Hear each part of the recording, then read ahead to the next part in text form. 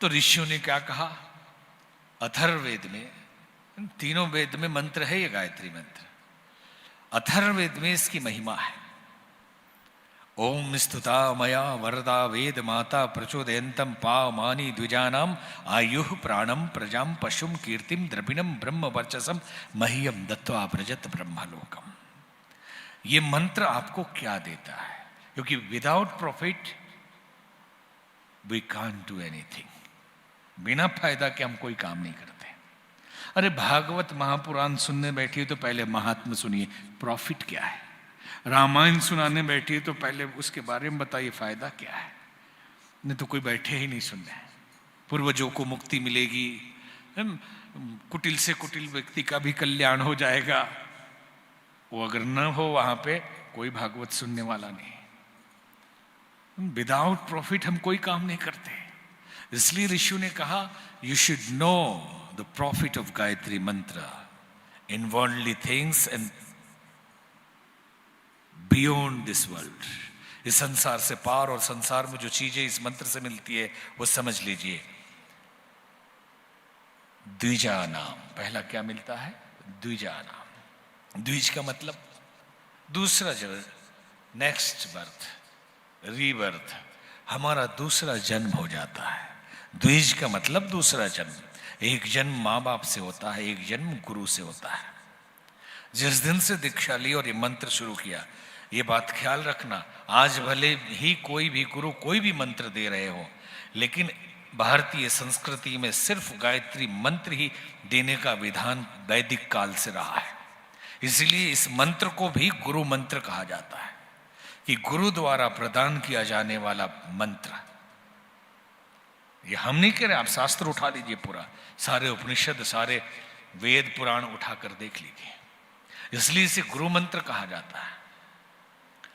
तो द्विज बनाता है ये मंत्र, मतलब दूसरा जन्म कराता है। जैसे देवी भागवत में लिखा है कि एक माला गायत्री मंत्र जपने से एक दिन के पाप कटते हैं, 3 माला जपने से 9 दिन के पाप कटते हैं, 9 माला जपने से 3 महीने पीछे तक का पाप कटता है।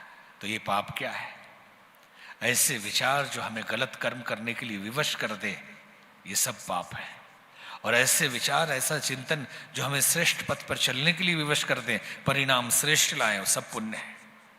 और गलत विचारों की वो गठरी जो सबकॉन्शियस में जमा हुआ है, उसे क्लीन करता है, धो देती है। तो 1 माला से दिन भर का धुलेगा, 3 माला से 9 दिन का धुलेगा, 9 माला से 3 महीने पीछे तक का धुलेगा। 2-4 साल कर ली तो जन्म जन्म का धुल जाएगा, जन्म जन्म का धुल जाएगा इससे। तो ये द्विज बनाती है। द्विज का मतलब है प्योर हार्टेड पर्सन, जिसका हृदय पवित्र हो, उसी को साधु कहा जाता है, उसी को ब्राह्मण कहा जाता है, उसी को द्विज कहा जाता है।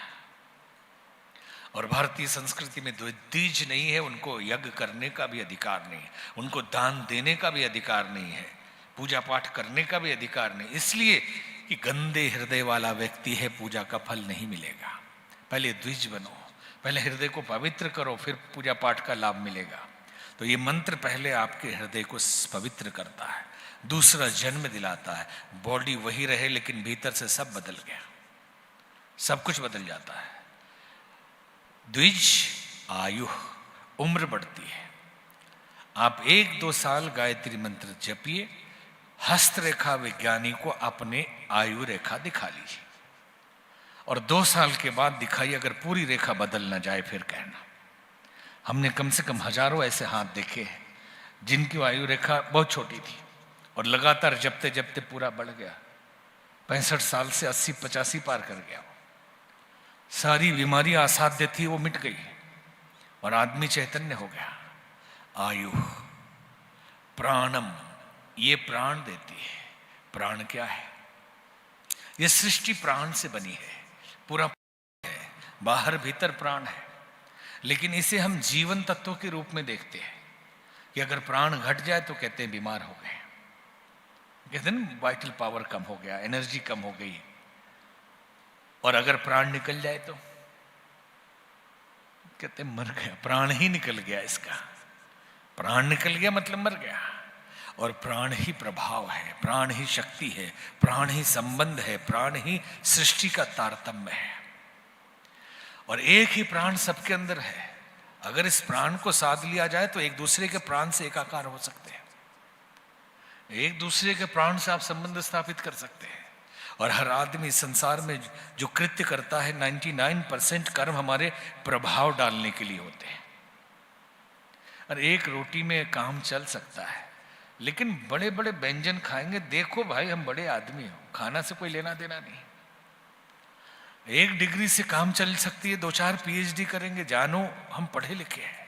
एक गाड़ी से काम चल सकता है, 2-4 रखना पड़ता है कि प्रभाव पड़े कि बहुत पैसे वाले आदमी है। एक घर से काम चल सकता है, 2-4 जगह खरीदना पड़ता है कि जाने लो प्रभाव। इनसे भी प्रभाव संसार में पड़ता है। माताएं बहनें कितनी बार ब्यूटी पार्लर जाती हैं, 3-3 घंटे खर्च करती है प्रभाव डालने के लिए। सुंदर से सुंदर, अरे जो कुरूप है चलो प्रभाव डालने के लिए वो सौंदर्य साधना करें, लेकिन सुंदर भी 3 घंटे खर्च करते हैं। बुरा नहीं है, करना चाहिए, लेकिन हम आपको एक टिप देते हैं कि जो गायत्री मंत्र जपते हैं, प्राण का प्रभाव इतना होता है कि विदाउट ब्यूटी पार्लर गए आपका सौंदर्य इतना निखरेगा कि सारी दुनिया को चमत्कृत कर देगा। क्योंकि चेहरे से प्राण निकलेगा, आंखों से प्राण निकलेगा, शरीर से प्राण निकलेगा, आपकी वाणी से प्राण निकलेगा। आप बोलेंगे, एक साधु जब बोलता है तो शब्द नहीं जाते, प्राण जाते हैं। समझ में बात भले ही ना आए कि क्या उन्होंने कहा, लेकिन आपके अंदर की कुंडलिनी जागृत होने लगती है। आप किसी साधु के उपदेश में बैठे रहिए 1-2 घंटे, भीतर से हलचल न मच जाए तो फिर कहना लगेगा कुछ हो गया, वो प्राण जा रहा है, उसकी तपस्या की ऊर्जा आपके अंदर जा रही है। गांधी जी जब वकालत करके आए, पहली बार वकालत करने गए, पांव लड़खड़ाने लगे, बोल नहीं पाए, शब्द नहीं निकल रहे थे। जब मंत्र साधना करने लगे गायत्री की, तो चर्चिल कहता था गांधी से आंख मत मिलाना, नहीं तो उसी के हो जाओगे। क्योंकि चुंबक है, प्राण है उसके अंदर, सारा खेल प्राण का है। दुनिया में प्रभाव आपके प्राण का होता है। एक प्राणवान व्यक्ति कहीं भी खड़ा हो जाए तो सबके प्राण को पी जाएगा वो। कहते हैं ना कि बाली के सामने जाते थे तो आधी शक्ति ले लेता था, लेकिन अगर कोई तपस्वी है उसके सामने बड़े से बड़े आ जाएं तो पूरी शक्ति ले लेगा वो। उसके सामने बड़े से बड़े दिग्गज अपने प्रश्न भूल के कहीं और चले जाएंगे। और ये आंखन देखी बातें हैं, केवल संकेत हम आपको कह रहे हैं।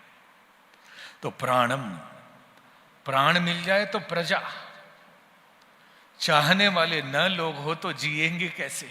अर्जुन भगवान कृष्ण से कहता है कि हे केशव, कि जब मेरे गुरुजन परिजन अपने लोग मर जाएंगे, इससे तो अच्छा भिक्षा का अन्न लेके मैं जी लूंगा, भीख मांग लूंगा, लेकिन इनको मारूंगा नहीं। तो एक संत व्याख्या कर रहे थे, क्या बहुत बड़ा धार्मिक हो गया है अर्जुन? नहीं, उसको डर इस बात का है कि जब सब मर ही जाएंगे तो दिखाऊंगा किसको कि जीत गया। कोई चाहिए दुश्मन भी ना हो तो फिर हमारे वैभव का मतलब क्या है? ये संसार की मेंटलिटी बड़ी उल्टी चलती है। अगर कोई तो सामने हो कि अरे हमने भी देखो गाड़ी खरीद लिया, देखो तुमसे बड़ा बिल्डिंग मैंने बना लिया, तुमने कहा था हमने ये करके दिखा दिया, और है ही नहीं कोई सामने, तो फिर किसके लिए करेंगे? उससे तो अच्छा तो साधु बन जाओ, कुछ करना ही नहीं। तो प्रजा, ये मंत्र आपको प्रजा देती है, और प्रजा मिल जाए तो प्रजा का पालन करने के लिए गाड़ी घोड़ा चाहिए। तो पशु मतलब हॉर्स पावर, पशुधन, गाय बैल घोड़ा हाथी। तो आजकल कार मोटर हवाई जहाज, ये जो वैभव है ये पशुधन है। और जब पशु मिल जाए तो अपकीर्ति हो तो मन लगेगा, डिफेम हो जाए तो ये मंत्र देता है कीर्ति। कमरे में बैठकर बंद होके भी ये मंत्र जपते रहें। आप अपनी पब्लिसिटी मत करिए, आप कहीं प्रचार मत करिए। 2 साल जप करके देख लीजिए, अगर आप जिस कोठरी में बैठे हैं वहां भीड़ न लग जाए, अगर आके वहीं न गिरने लगे लोग, आपकी कीर्ति को कोई दबा नहीं सकता। विश्वामित्र, वशिष्ठ, अगस्त, जितने मुनि हुए, या स्वामी विवेकानंद, महर्षि दयानंद, सबने इसको किया, और उनकी कीर्ति को कोई दबा सकता है? आज संतों के अंदर भी तेज क्यों नहीं है? क्योंकि इस मूल तत्व का अभाव दिखाए। और आज भी जो संत हैं ऐसे तपस्वी, उनकी वाणी और उनका तेज देखिए, उनका कर्तृत्व, उनका चरित्र देखिए, सारी दुनिया को हिला सकते हैं।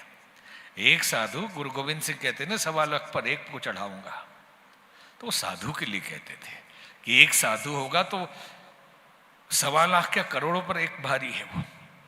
एक बुद्ध हो जाए तो पूरे एशिया के लाइट ऑफ एशिया हो जाते हैं। तपस्या के बिना गली गली में कपड़े गेरुआ पहन के घूमते रहिए, कुछ नहीं होने वाला। और ये मंत्र आपको देता है कीर्ति, और कीर्ति बचाए रखने के लिए धन चाहिए, पैसा चाहिए। द्रविणम, ये धन देता है। किधर से आएगा ये मतलब नहीं है कि साधु थोड़े बिजनेस करता है। जिस रास्ते से भी आए, आपके पास धन की कमी नहीं होगी, आएगा, कहीं ना कहीं से आएगा। द्रविणम आ जाए तो कोई भाईगिरी का डर लगता है, कोई रंगदारी टैक्स मांगने लगे इसका डर लगता है, कोई बच्चे को किडनैप न कर ले इसका डर लगता है, कहीं इनकम टैक्स का छापा न पड़ जाए इसका डर लगता है। तो वेद कहता है ब्रह्म वर्चसम, आपका आत्मबल इतना बढ़ जाएगा कि दुनिया आपको डरा नहीं सकती, आप ही डरा देंगे। और ये संसार की चीजें मिल गई तो कहते मह्यम दत्वा व्रजत ब्रह्मलोकम, ब्रह्मलोक सीधे जाएंगे, स्वर्ग नहीं।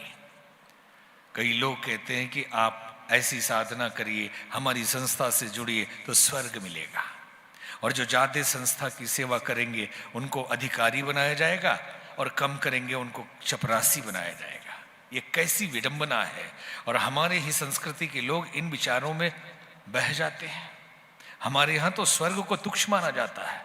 हमारे गुरुदेव कहा करते थे कि ब्रह्मचारी जी स्वर्ग जाना चाहेंगे उस जमाने में।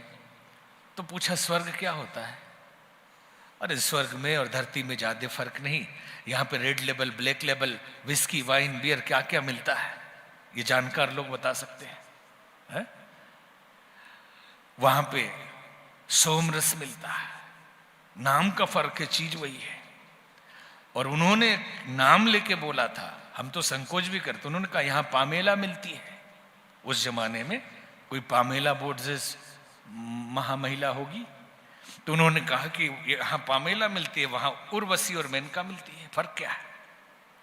यहाँ लहसुन प्याज नहीं खाएंगे, यहाँ बाहर का खाना नहीं खाएंगे। किस लिए? कि स्वर्ग में जाके दारू पिए।